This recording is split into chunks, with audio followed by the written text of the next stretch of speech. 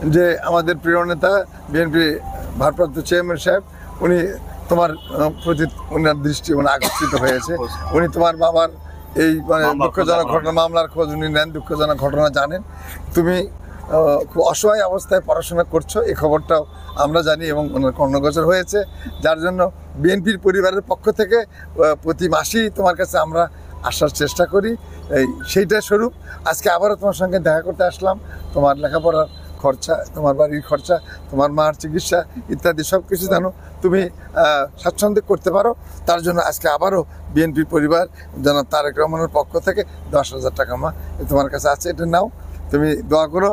খালাম্মা দোয়া করবেন তারেক রহমানের জন্য, উনি আপনার শহীদ ছেলের জন্য দোয়া করবেন, তার সঙ্গে দোয়া করবেন আমাদের তারেক রহমানের জন্য, আমাদের সব নেতা এখানে। মা এই সবাই কিন্তু এরা আপনার ছেলেকে চেনে, যুবদল হিসেবে এরা সবাই তাকে তার কথা মনে করে, তার প্রতি তাদের দোয়া এবং তাদের জেদ, এখনো জেদ যে এই খুনিদের বিচার হবে ইনশাআল্লাহ। আমি শুধু এটাই চাই, অন্য কোনো কিছু চাওয়া নাই, আমার শুধু এটাই চাওয়া যেন আমার বাবার খুনিদের শাস্তি হয়, এটাই চাওয়া।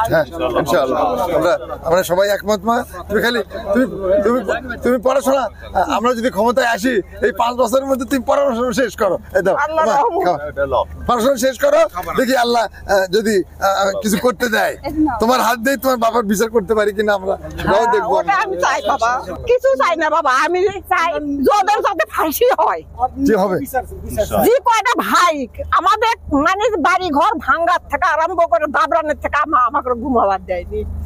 আমরা এখনো হুমকির মুখে আছি। মাসে আসলে কি তারেক রহমানকে ধন্যবাদ জানাই এইভাবে আমার খোঁজ খবর নেওয়ার জন্য। আসলে উনি তো আমার খোঁজ খবর রাখছে, এটা ভেবে আমার অনেক ভালো লাগে।